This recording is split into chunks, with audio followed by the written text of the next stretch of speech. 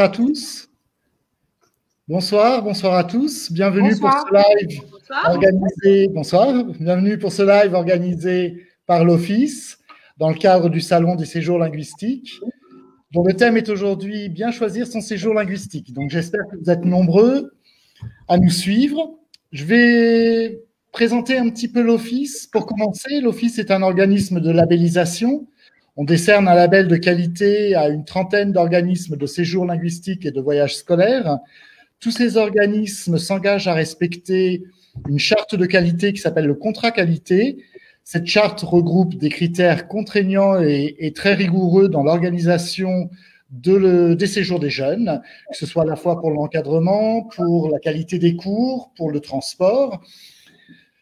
Et donc, nos missions à l'Office, c'est de, bien sûr, contrôler le respect de ces critères sur site pendant les séjours, avec des auditeurs indépendants. Et la deuxième mission, c'est bien entendu de faire la promotion des différents types de séjours qui s'offrent aux jeunes. Et nous allons donc parler un petit peu de toutes ces offres, toutes ces formules de séjour ce soir. Donc, nous avons avec nous 4 intervenantes. Annabelle, bonsoir Annabelle.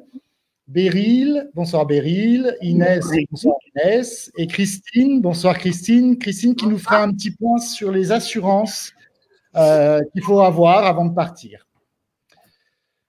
Donc, je vous propose qu'on commence tout de suite. Et puis, la première question qui me vient à l'esprit, c'est est-ce que les séjours linguistiques, c'est possible de les faire à tout âge ?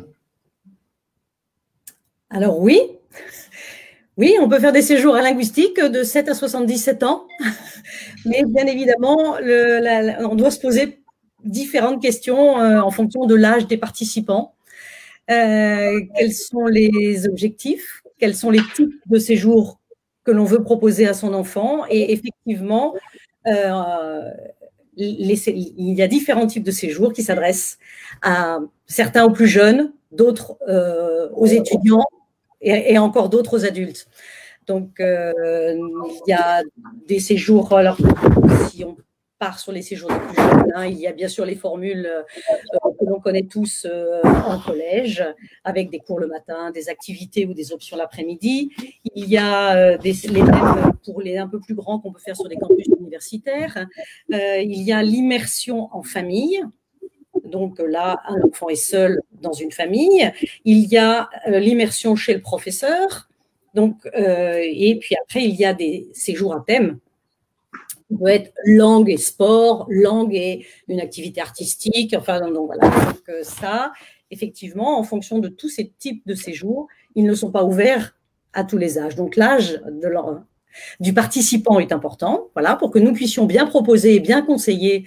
On a besoin de connaître l'âge du participant, éventuellement sa classe. Si dans sa classe, quand ils sont plus petits, ils font une langue étrangère depuis le primaire, quel est le nombre d'années, de combien de temps ils étudient une langue étrangère dans lequel ils veulent donc faire un voyage. Donc ça, savoir leur niveau est important. Et puis, bien évidemment aussi, la personnalité de l'enfant est primordiale. Quelquefois, les séjours linguistiques sont le choix des parents, pas celui des enfants. Donc, avoir posé quelques questions et cerner la personnalité du participant, c'est important aussi pour bien conseiller. Parmi, vous avez vu, de nombreux types de séjours. D'accord. Donc, si j'ai bien compris, pour choisir une formule, il faut donc prendre en compte l'âge, le niveau de la langue et puis la personnalité également du jeune. Et du moins jeune. Et du moins jeune. Et du moins jeune. Qu'est-ce que l'étudiant cherche quand il vient vers nous? Voilà. Très bien. Et alors, quelles sont les destinations vers lesquelles on peut se rendre actuellement? Alors, moi, je peux intervenir déjà de ce point de vue-là. En fait, les destinations vers lesquelles on peut se rendre, j'ai envie de dire, la plus simple qui me vient à l'esprit, c'est la France. Ouais. Alors, c'est vrai que c'est pas forcément ce qu'on aurait tendance à préconiser en tant qu'organisme de séjour linguistique et de voyage, mais la France, c'est quand même parfois un bon premier pas pour les plus jeunes, justement, ou en tout cas un premier séjour. il existe notamment des formules chez le professeur. Par exemple, il y a des familles anglo-saxonnes installées en France. Donc, ça peut être un bon début pour faire un premier pas hors de la famille, d'être dans un environnement anglo-saxon tout en restant dans notre pays. Et puis quand même sortir du cocon familial, être au rythme d'une autre famille, s'adapter un petit peu. Voilà, donc c'est une première étape qui peut être intéressante. Ça, par exemple, ça peut être encore une destination accessible en ce moment. D'accord, mais enfin bon, c'est vrai que pour un premier séjour, ça peut être intéressant, mais le but, c'est quand même de pouvoir partir à l'étranger, donc. Oui, ben oui, bien sûr. Hein. Donc c'est vrai que, hormis la France, après, ce qui vient en premier, l'étape suivante, c'est l'Europe. Parce qu'à nouveau, il n'y a pas de vol long courrier, c'est facile d'accès. Et donc, souvent, l'étape suivante, c'est un pays européen, soit pour la LV1, soit pour la LV2. Donc, on a la chance d'être entouré de vraiment de différents pays donc, et de faire des propositions voilà, aux parents. C'est plus ou moins encore proche. Et puis, peut-être qu'après… D'accord. Alors, effectivement, oui, on espère tous. Hein, je pense que tous ceux qui nous écoutent se demandent quand est-ce qu'il sera possible de voir un petit peu plus loin, de prolonger la lunette la longue vue, quoi. On espère tous, évidemment, que la montée en puissance de la vaccination dans des pays comme les États-Unis, par exemple, le Canada, va, d'ici l'été, permettre une réouverture progressive des frontières et du coup, remettre progressivement, petit à petit, en fait, le pied à l'étrier pour voyager. Alors, nous sommes tous en contact avec nos partenaires étrangers, aussi bien en Australie qu'aux États-Unis, etc. Bon, pour l'instant, l'Australie, la Nouvelle-Zélande, ça a l'air d'être vraiment très, très fermé. En revanche, effectivement, côté Canada, côté États-Unis, on sent bien une volonté d'accueillir, une volonté de reprise, une volonté de retrouver une vie un peu normale. Alors évidemment, se posent bien sûr les questions de est-ce que les enfants vont être vaccinés? On sait bien que les enfants ne sont pas la cible prioritaire des vaccinations. Et du coup, c'est vrai que les collaborateurs ont l'air de dire que si eux-mêmes ont eu accès à la vaccination, peut-être que cette grande angoisse liée à l'importation du virus sera vraiment dissipée et qu'à ce moment-là, des tests PCR, peut-être 2 tests PCR à quelques jours d'intervalle avant le départ, permettront de recommencer à voyager sur de la longue distance. Il y a un site internet qui est très intéressant et que vous pouvez regarder de temps en temps, qui s'appelle Sky, comme le ciel en anglais, hein, Sky Scanner, comme un scanner, .fr, et qui répertorie l'accessibilité des différents pays du monde. Avec voilà les conditions d'entrée dans chacun des pays et voilà. En fait, ce qui est très compliqué pour nous tous, évidemment, c'est comment dire, tous les jours, nous avons des informations nouvelles. On voit bien que un jour ça va bien et 2 semaines plus tard ça va moins bien et on est obligé un peu de jongler avec tout ça. En fait, en tant qu'agente de voyage, on réalise bien qu'en réalité, vraiment, c'est le vaccin, l'issue en fait du problème. Hein. Ce sera progressif, mais voilà. Et en tout cas, il y a une volonté d'accueillir qui reste vraiment partout. Après, il y a aussi les possibilités d'office de tourisme étranger. Il ne faut pas hésiter à aller se renseigner quand on a une idée précise de la destination. Il y a des informations vraiment à jour, très importantes, très claires sur chaque office de tourisme ou même ambassade. Donc, c'est important aussi de savoir que quand on fait un projet comme un séjour linguistique, il faut aussi prendre la mesure de ce projet et se renseigner au maximum et se tenir au courant pour bien le préparer, en fait. Ça, c'est sûr, ouais. Donc, si j'ai bien compris, on peut effectivement faire des séjours en Europe, des séjours un peu plus loin actuellement, on va dire plutôt vers les États-Unis et le Canada. Mais je vais revenir un petit peu sur les… Pas exactement. Mais je vais revenir un petit peu sur les différentes formules. Quelles sont les formules les plus populaires, je vais dire, pour cette année, celles que on va pouvoir vraiment réaliser, peut-être pour les jeunes, celles qu'il faudra proposer plutôt pour les jeunes? Est-ce que ce sont plutôt des formules individuelles, des formules en groupe? Bah, ça va être majoritairement des formules individuelles, c'est sûr. C'est beaucoup plus facile à gérer. Je pense qu'en tant qu'organisme, on s'est vraiment assoupli hein, en termes de date, d'inscription, d'organisation.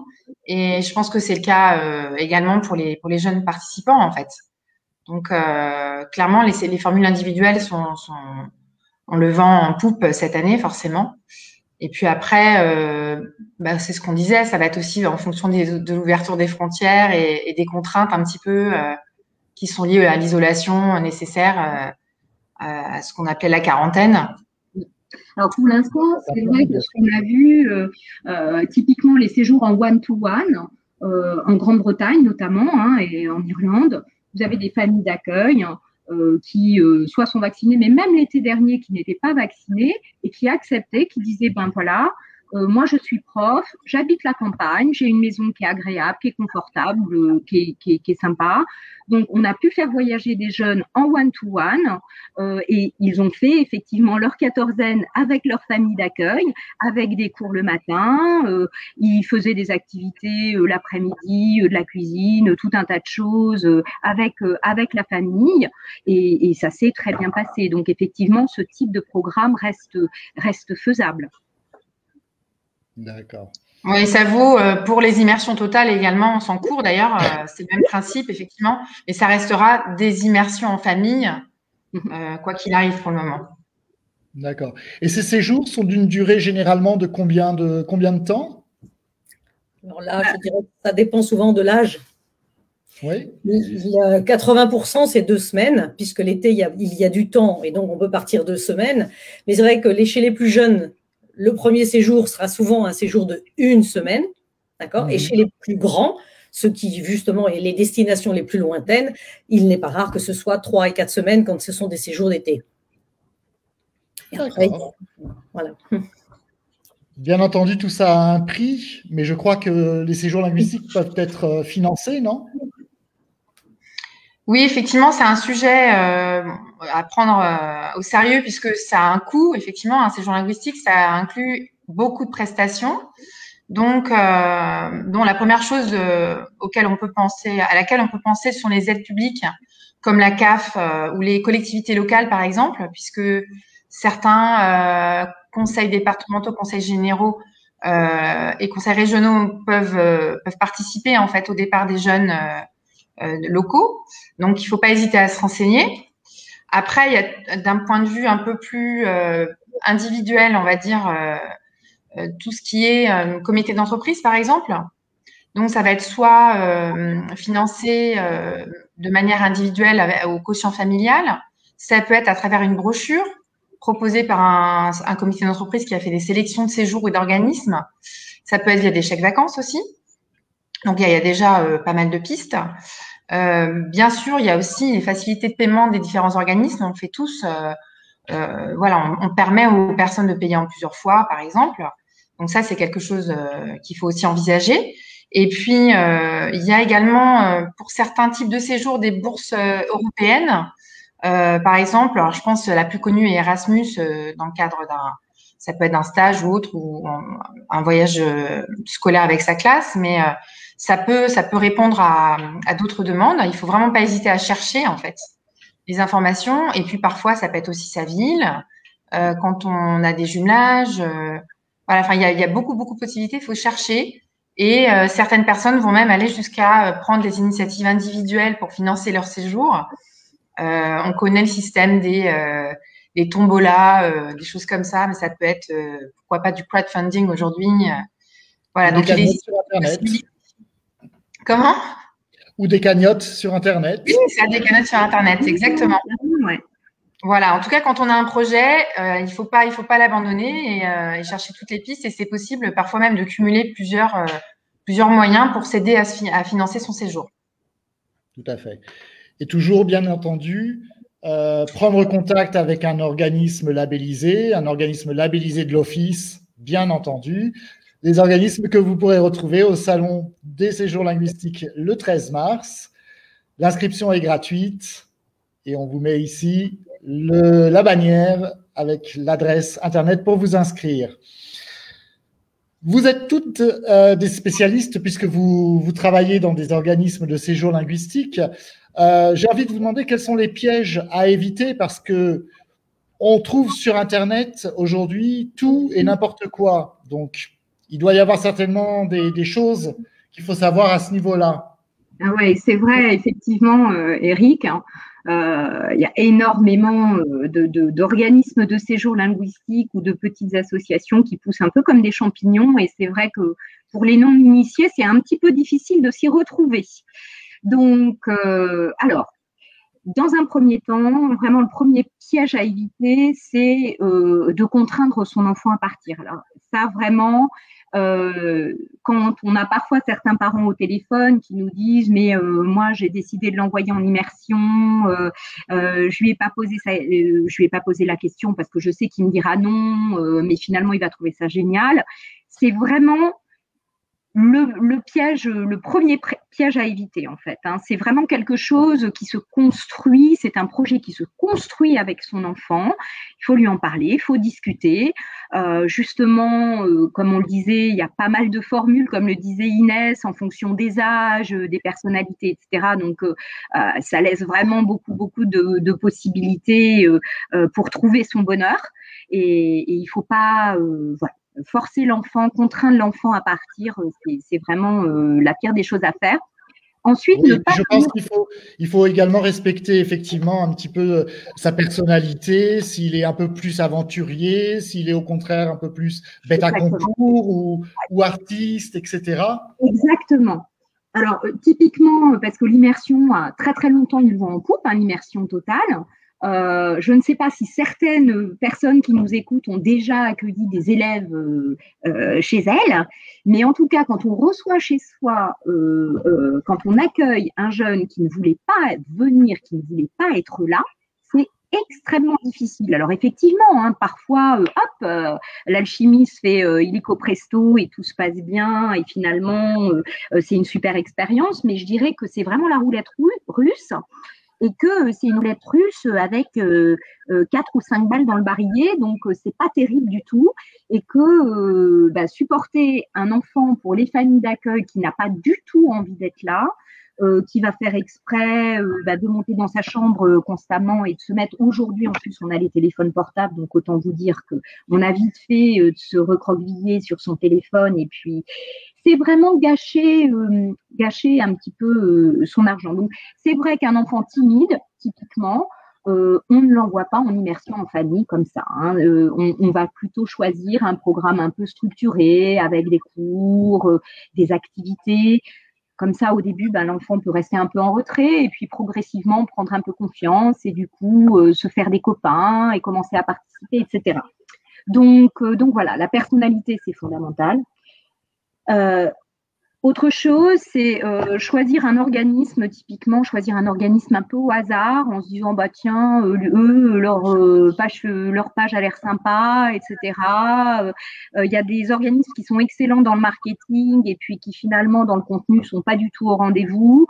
Donc il faut vraiment essayer de se renseigner et pour le coup l'Office est présent. Enfin, on sait quand même que l'Office est un filtre très fiable en ce qui concerne les organismes, puisque la trentaine d'organismes présents au sein de l'Office se retrouvent régulièrement avec des associations de consommateurs, des associations, des fédérations de parents d'élèves, etc., pour discuter des enjeux, de la qualité, de tout un tas d'éléments qui garantissent quand même que l'argent investi, en fait, l'est auprès de prestataires qui ont le souci du sérieux et du séjour.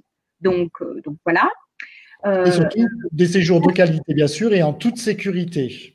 Exactement. sachant qu'en plus, quand il y a des soucis, les parents peuvent contacter l'office pour s'en ouvrir à eux. Il y a une commission de médiation qui est gratuite, qui peut être saisie en cas de problème.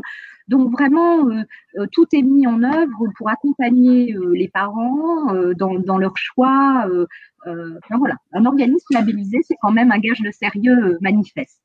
Tout à fait. Après, et vous retrouvez tous les organismes labellisés sur notre site www.loffice.org. Yes. Après, c'est vrai qu'on a tendance, on disait tout à l'heure, Annabelle, que c'est effectivement un projet coûteux, c'est clair. C'est un budget et donc on a parfois tendance à se fier, à choisir le moins disant, le moins cher. C'est très très important de lire en fait les prix, de lire les brochures, de regarder, de savoir lire un petit peu également entre les lignes, c'est-à-dire qu'un tarif peut être extrêmement avantageux et puis finalement le billet d'avion n'est pas inclus, les taxes aériennes ne sont pas incluses. Pour les US, les taxes aériennes c'est à peu près 400 €, c'est pas négligeable. Des activités qui ne sont pas incluses non plus. Enfin, vraiment, il faut regarder ce qui est compris dans le prix de manière à pouvoir comparer ce qui est comparable. Donc peut-être choisir un organisme de l'office et ensuite en choisir 3 et puis regarder un petit peu, voilà. Donc pour pouvoir comparer et puis voir aussi avec lequel on a le plus de feeling, quoi, par exemple. Tout à fait. Bien sûr, c'est vachement important, effectivement, oui, de se sentir en confiance avec l'organisme, de lui passer un coup de fil ou d'échanger des mails, parce que c'est vrai qu'en ce moment, nous, on est un peu embêtés. En télétravail, comme beaucoup de gens. Voilà, le télétravail, le chômage partiel, tout ça, c'est un peu compliqué. Mais en tout cas, voilà, quand on envoie un mail à l'organisme, avoir un petit coup de fil en retour pour pouvoir discuter du projet, etc.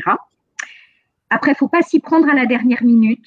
Ça, c'est vrai que pour l'enfant, construire son projet avec ses parents, c'est aussi, ça permet vraiment de se mettre en confiance, d'apprivoiser, entre guillemets, l'idée de partir, de s'éloigner de papa-maman, de découvrir un peu le monde, de s'émanciper un peu du cocon familial. Donc voilà, et ça se fait pas à la dernière minute. Vraiment, clairement, à moins d'avoir des enfants qui ont déjà fait des séjours, effectivement, qui sont hyper aventuriers. Voilà, on fait pas ça.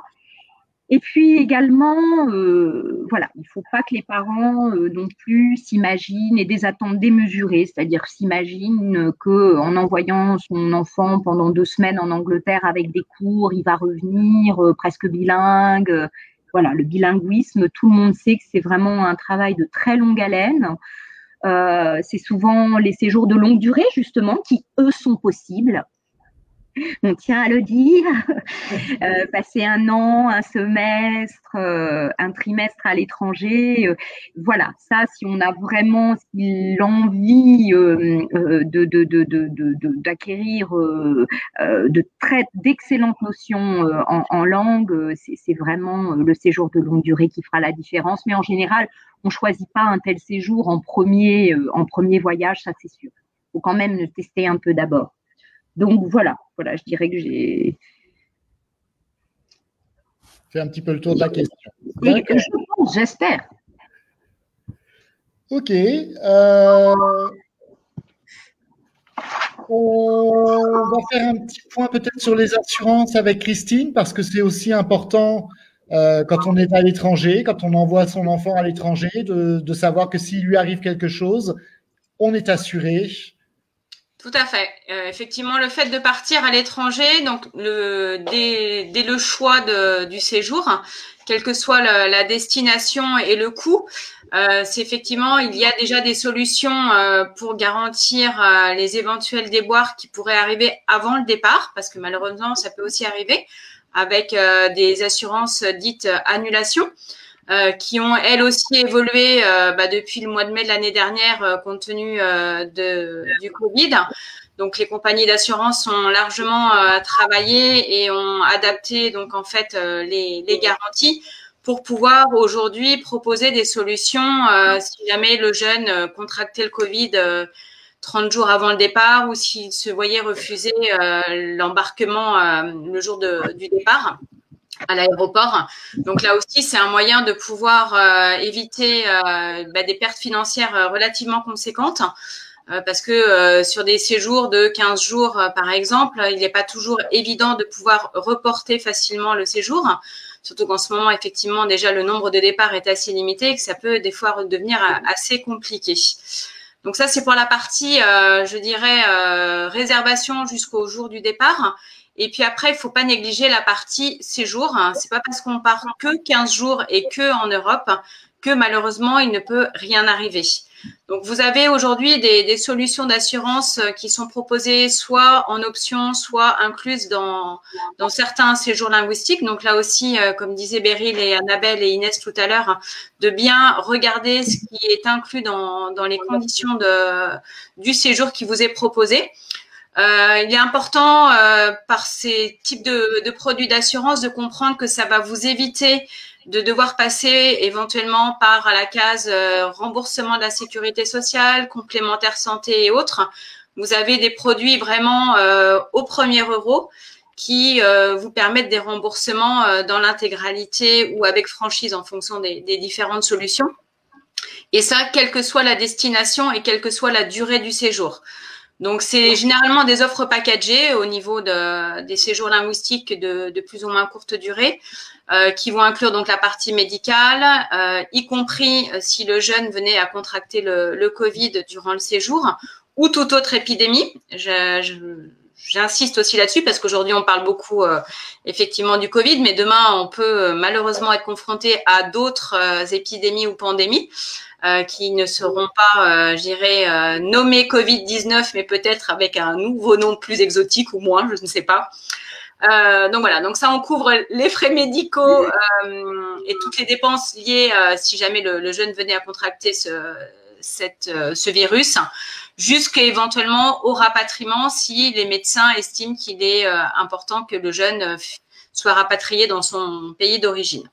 Donc ça, c'est quand même un gage de sécurité pour les parents, puisqu'aujourd'hui, on n'est pas à l'abri non plus de ce type de choses. Vous avez également le rapatriement en cas de maladie, accident ou décès aussi, puisque effectivement, c'est des choses qui peuvent malheureusement là aussi arriver.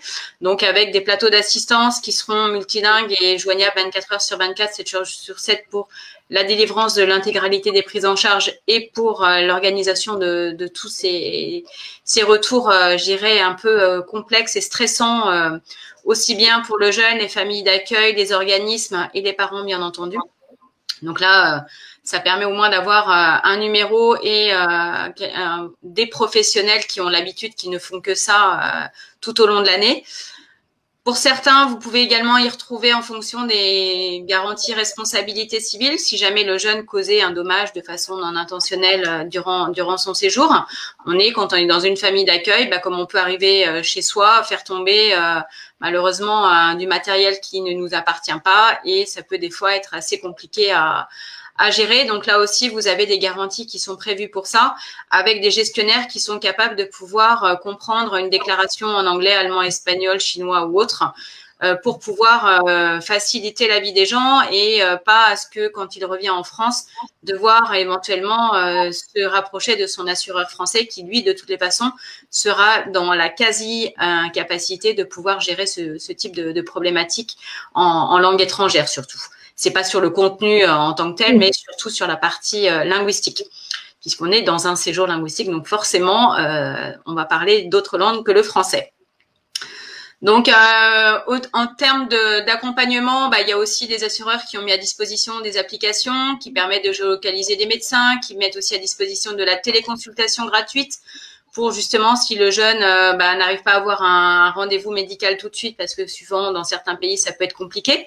Ça permet d'avoir un médecin joignable 24 heures sur 24, 7 jours sur 7 qui répondra en français ou en anglais, qui sera capable de faire un diagnostic ou un second diagnostic aussi. Ça peut être aussi permettre de conforter, je dirais, un premier diagnostic et de délivrer également des ordonnances pour que le jeune puisse rapidement aller à la pharmacie et récupérer son traitement et ainsi pouvoir continuer son séjour. Puisque le but de l'assurance est justement un accompagnement et de permettre aux jeunes de ne pas subir une maladie Même si on part que 15 jours, rester 15 jours avec une otite, c'est tout juste inentendable.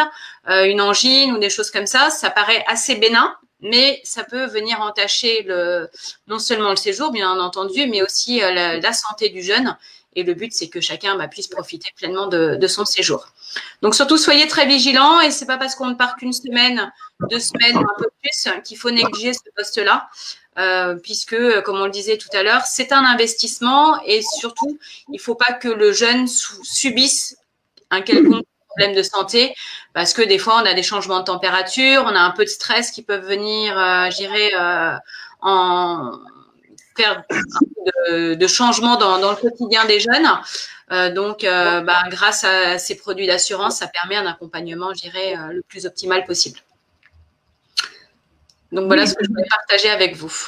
Et puis, il y a des destinations où la santé coûte extrêmement cher. Hein. C'est vrai que… Les États-Unis, le Canada… Ou de toute façon, États-Unis, on ne rentre pas dans un hôpital sans avoir montré qu'on était assuré, avec une prise en charge des plateaux d'assistance. Donc ça, c'est vraiment très, très important. Il faut pas négliger ce poste-là. Maintenant, le Royaume-Uni, alors là, il faut savoir aussi que depuis le 1er janvier, avec la réouverture, en plus, il y a depuis hier des écoles et autres, c'est quand même, ça redevient une destination qui va être de plus en plus prisée. Mais là, sans couverture d'assurance, sachez que tout ce qui surviendra sera intégralement à la charge du jeune. Donc, ça peut devenir des fois assez compliqué et douloureux. Donc, c'est pas la peine de rajouter des frais inutilement, on va dire. C'est clair. Merci beaucoup, Christine, pour tous ces points. Effectivement, c'est assez important de ne pas se retrouver comme ça dans un pays étranger avec un enfant malade sans savoir vraiment ce qu'on doit faire. On a parlé des organismes, mais comment choisir son organisme finalement? Est-ce qu'on peut revenir un petit peu sur ce point-là? Alors en fait, le choix de l'organisme. Oui, tout à fait. Alors en fait, c'est vrai que ce qu'on soulignait vraiment tout à l'heure, c'est qu'effectivement, choisir un organisme qui est membre de l'office, c'est quand même une sécurité largement confortable, vraiment clairement. Voilà. D'ailleurs, j'invite les parents qui nous écoutent à aller voir sur le site de l'Office. Vous avez le contrat qualité que vous pouvez regarder et consulter. Il y a plusieurs labels. Qui sont contrôlés. Et exactement. Donc, il y a plusieurs labels qui sont… C'est très important de voir ce que le contrat comporte, en fait, comme sécurité. Donc, il faut bien éplucher parce que vous avez des labels plus ou moins fantaisistes. Donc, vraiment, il faut regarder tout ça de près. Et puis également, je dirais, un siège social en France. C'est vrai que quand on a un souci, le fait d'avoir un siège social en France permet quand même d'avoir des recours, en fait, tout simplement, des recours légaux beaucoup, beaucoup plus simples que quand on passe par une entreprise dont le siège social sera éventuellement, je ne sais pas, aux États-Unis, dans les îles Vierges, que sais-je. Donc, du coup, voilà, moi, je dirais ça. Je ne sais pas ce que vous voyez, les filles. Hein. Annabelle, Inès. Oui, alors, pour rebondir sur ce que tu disais, effectivement, ce qu'il faut aussi faire, c'est vérifier la conformité légale, notamment l'immatriculation de l'organisme aussi. Ça, c'est important. Donc, c'est une immatriculation à tout France qu'on peut retrouver dans les conditions générales de vente. Donc, tout ça, c'est ce qu'il faut aussi bien penser à vérifier parce qu'on a tendance souvent à passer outre ces documents en typo .8. Mais c'est quand même super important de vérifier toutes ces dispositions légales qu'on peut retrouver aussi sur les sites internet, sur les brochures, sur les formulaires d'inscription. Donc ça, c'est vraiment essentiel avant de choisir son organisme. Oui. Et puis une fois qu'on a fait toute la partie administrative, les agréments, l'inscription à toute France et tout, effectivement, après il y a la relation de confiance. Voilà, donc la relation de confiance et la réputation qu'ont certains organismes, justement, la recommandation d'amis, de collègues de travail, joue beaucoup sur, enfin, par rapport à l'organisme, et après le contact que l'on a, effectivement, les personnes que l'on rencontre, justement. C'est très important, voilà, que cette relation de confiance, elle soit voilà, administrative et dans la structure de l'entreprise, et d'être entourée par des gens comme Christine, par exemple, qui s'occupe de toute l'assurance. Donc, c'est vrai qu'elle sait de quoi elle parle, elle comprend, et donc c'est vraiment très important. Je pense que sa présence ce soir montre que c'est…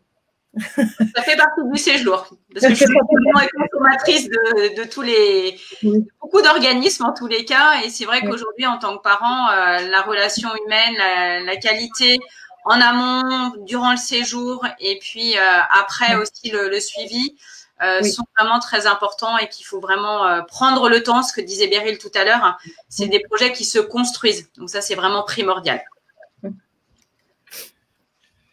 Merci beaucoup. On a la chance d'avoir un jeune participant qui s'appelle Théophile. Bonsoir Théophile. Bonsoir. Qui a participé donc à un séjour linguistique et qui est ici ce soir avec nous pour nous raconter un petit peu son expérience. Oui, c'est ça. J'en ai même fait plusieurs. J'en ai fait 5. Parfait. Est-ce que tu peux nous raconter un peu, Théophile, tes expériences? Pourquoi tu as fait un séjour linguistique? Pourquoi est-ce que tu as voulu partir? Au début, c'est surtout pour apprendre l'anglais. J'en ai fait 4 dans un pays anglophone. Il y en a où j'en ai fait dans des campus avec des Français au tout début pour comprendre un peu ce que c'était que les séjours linguistiques, et du coup commencer à apprendre et vraiment comprendre ce que c'était.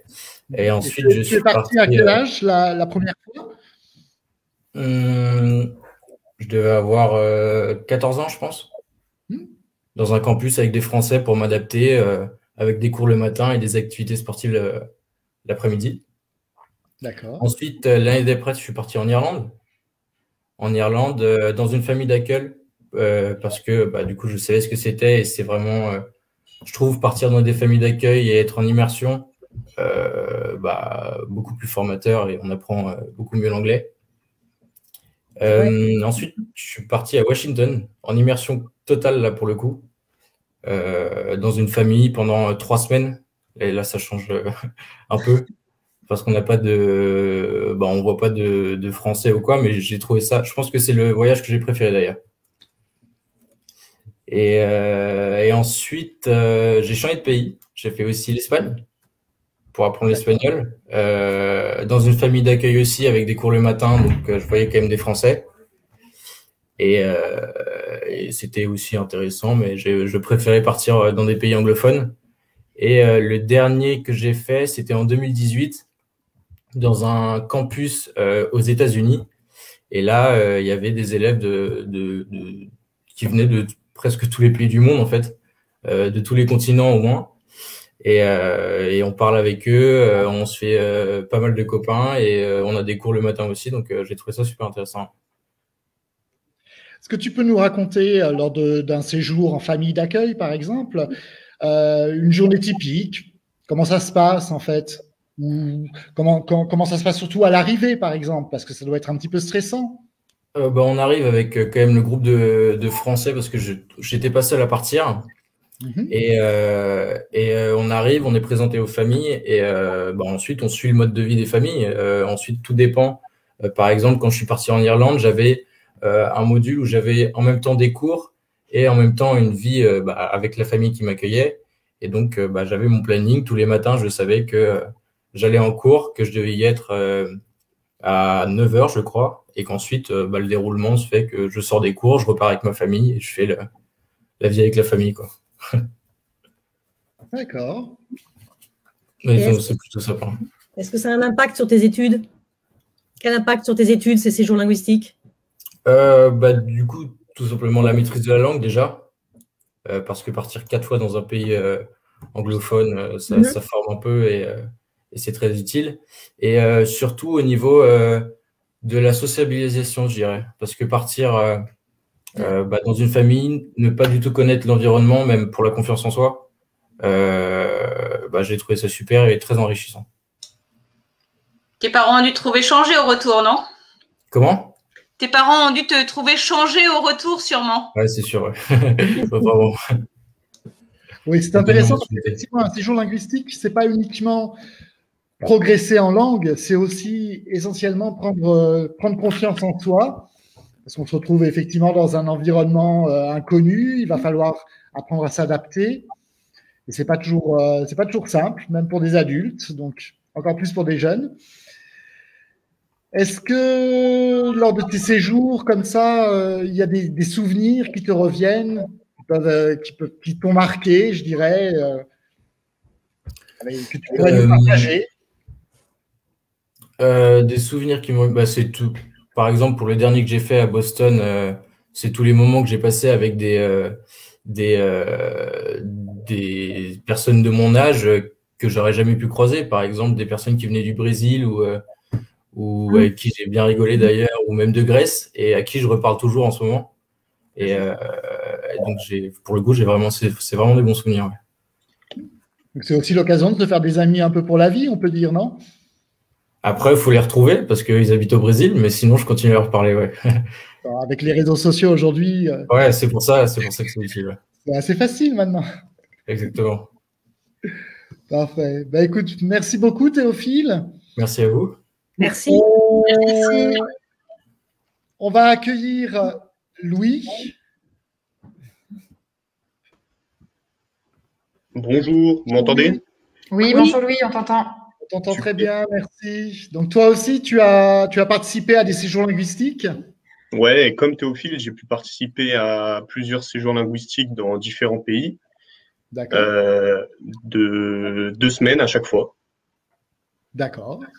Qu'est-ce qui t'a poussé à partir? Alors, sans vous mentir, la première fois, ça a été surtout une décision de mes parents qui m'ont proposé le séjour.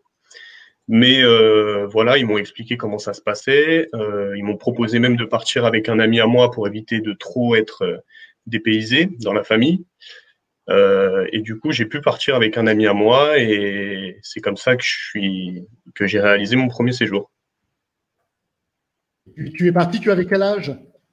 Alors, je suis parti tôt, j'avais 11 ans, c'était en 6e, pendant les vacances d'été entre la 6e et la 5e. En Allemagne, je suis parti. Donc, un séjour de 2 semaines en Allemagne avec un ami, en famille. Un peu comme Théophile, les journées étaient un peu rythmées de la même façon. Le matin, on avait des cours. Je me souviens plus du nombre d'heures. Et l'après-midi, donc, on avait des activités avec d'autres Français. Et le soir, on rentrait dans nos familles, on vivait avec eux. On vivait aux mêmes horaires, au même rythme, qui sont souvent différents du rythme français. Et le week-end, on voyait pas du tout les Français, on était entièrement avec les familles. D'accord. Voilà. Pour mon deuxième séjour, je suis parti à Hastings en Angleterre.